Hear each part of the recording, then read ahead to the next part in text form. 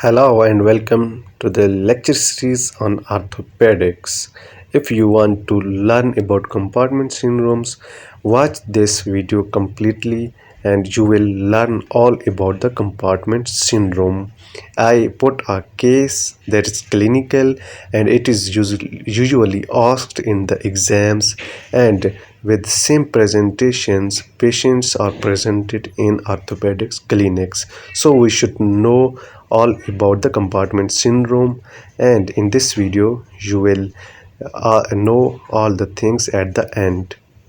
Let's read this case together. A 21-year-old previously healthy man presents for evolution of a painful left leg. Note painful left leg. Approximately 5 hours after his leg got caught between closing elevator doors. So note the time that when the patient got fractured. He didn't have pain immediately after the leg trauma. However, he currently has 10/10 pain. The grade of the pain is 10.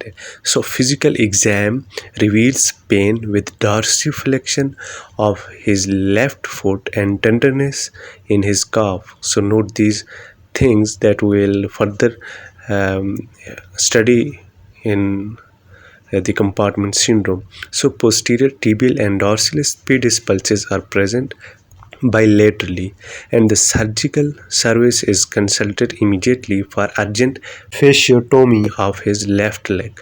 So we will study that why there is surgical uh, urgent fasciotomy of his left leg, and all the things about compartment syndrome in this video.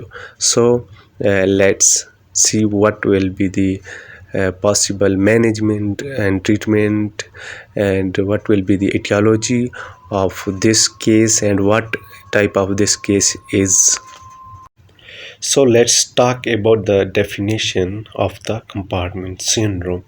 Actually, compartment syndrome is a painful emergency condition that mostly occurs when the tissue pressure inside the compartment exceeds the perfusion pressure, so that results in ischemia and necrosis of the tissues. So we should know that what is a anatomical compartment. Anatomical compartment actually bound by fascia, and it contains different components. For example, the nerves, the muscles, the fascia, and the tendons. For example, there could be tunnel compartment. So we should know that when the tissue pressure of an anatomical compartment is increased, so this condition occurs mostly after the fractures, that is due to edema, due to the swelling of tissues of the compartments. So what other things we should know about the compartment syndrome? So compartment syndrome actually it involves lower extremities more than upper extremities. For example, the compartments of the legs. So the other things we should know about that legs, forearm, hand, foot, thighs, because they have the compartment, and through these compartment several structures are passing, and the muscles and the nerves.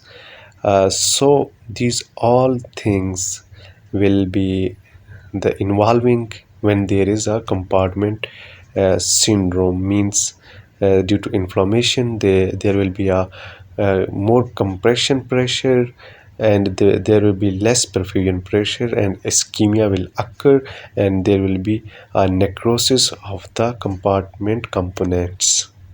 We should know the risk factors of compartment syndromes. Any trauma to the limbs, forearm, legs, or thighs will uh, lead to the compartment syndrome. So, any anticoagulant therapy or other bleeding disorders mostly will have a compartment syndrome. But being an orthopedic, so you have to know the most important risk factors of compartment syndrome. That is the trauma or injury or fractures to limbs, bones. So, a compartment syndrome is most important complication of traumas. The most common cause is a fracture, that is a tibial fracture as an example. Soft tissue injuries because of fractures or traumas, and circumferential burns. Due to burns, there is swelling and injury to the soft tissues, so there will be most pressure on the compartment, and the crushing injuries will also have increased pressure of the compartment, and there will be a compromising perfusion pressures. So constrictive dressing, for example, in orthopedic things, for example, the splints, costs, or poor surgical positioning will also lead to compartment syndrome.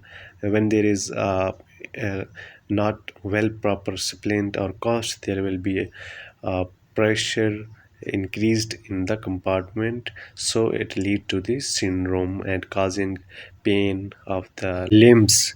And other cause is penetrating wounds, which also have an injuries to the components of compartment due to tissue swelling.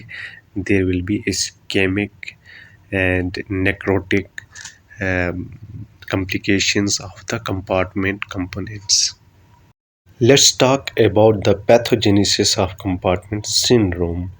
Actually, due to fractures and traumas, blood flow is blocked.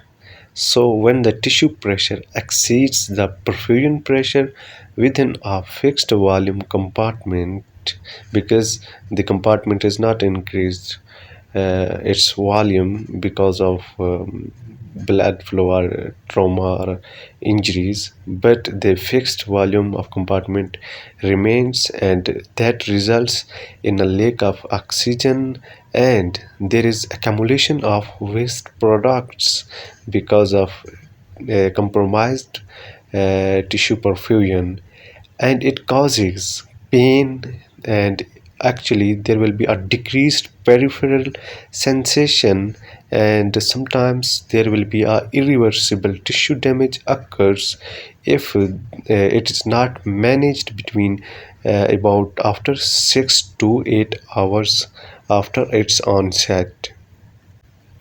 So, when there is reperfusion of tissues, so it generates toxic reactive oxygen species and other inflammatory mediators that cause increased capillary permeability and intestinal edema, and the increased edema will lead to rising compartment pressures, and it causes compartment syndrome, and it also known as limb ischemic reperfusion injury. So the pathogenesis is important to understand the compartment syndrome fully.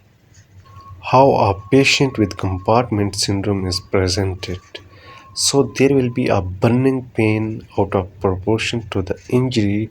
That is the most specific and important symptom. There will be a pain with active contraction of the compartment, and the patient will have paresthesia or numbness, means there will be decreased or no sensation while touching on the peripheral limbs. On physical examination, the limbs will be firm and tissue will be swollen, and there will be a wooden feeling of the muscles when we palpate them, and there will have a skin findings, for example bullae, and there will be decreased sensation and decreased or less discrimination between the 2 points. So let's talk about the diagnosis of compartment syndrome. Actually, radiography is not diagnosing our disease. Actually, radiography is used to diagnose any trauma or any fractures. So we study the compartment pressure, which is indicated to confirm the diagnosis, and if the clinicians are unable to elicit the symptoms or history modality. So the transducer is connected to a catheter and it is used to measure the intracompartmental pressure, and most cases actually are diagnosed clinically, and sometimes the pressure is guided, or the diagnosis is guided by a pressure measurement, and absolute intracompartmental pressure, if it's more than 30 of mercury, so we say that it's a compartment syndrome, and there will be a pressure, and there will be a hypoperfusion or ischemic tissue ischemic injuries, and the normal pressure of intracompartments is 0. So it's time to discuss the differentials of compartment syndrome. Cellulitis is most important differential of the compartment syndrome, but in case of cellulitis, there will be a normal neurovascular exam unlike compartment syndrome. Another one is rhabdomyolysis, but in rhabdomyolysis, we see abnormal laboratory evolution. For example, there will be increased creatinine phosphokinase and renal dysfunctions. Urine myoglobin will be increased, and potassium means hypokalemia due to rhabdomyolysis. So, how we will treat and manage compartment syndrome? Actually, we have three methods: the conservative therapy, medical therapy, and the operative therapy. Always we use, implement, and these three methods of management to treat orthopedic conditions. So, in compartment syndrome, actually, we do the early decompression because we have to reduce the compartmental pressure. In conservative therapy, actually, the limbs are placed at the level of the heart without elevation, and it is indicated for all patients while awaiting diagnosis or during compression of the compartments.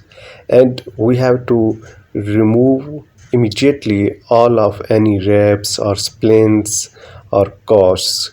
We do this methods to removing grafts, splints, or cords for all patients. So, when a patient is having prolonged duration of compartment syndromes, for example, more than 8 hours, and having persistent pain and all symptoms of the compartment syndrome, plus the ICP or intracompartmental pressure is more than 30 of mercury, so we do the fasciotomy and release the pressure of the compartment. So we have to prevent the further hypoperfusion and tissue ischemic injuries and prevent the necrosis of the tissues.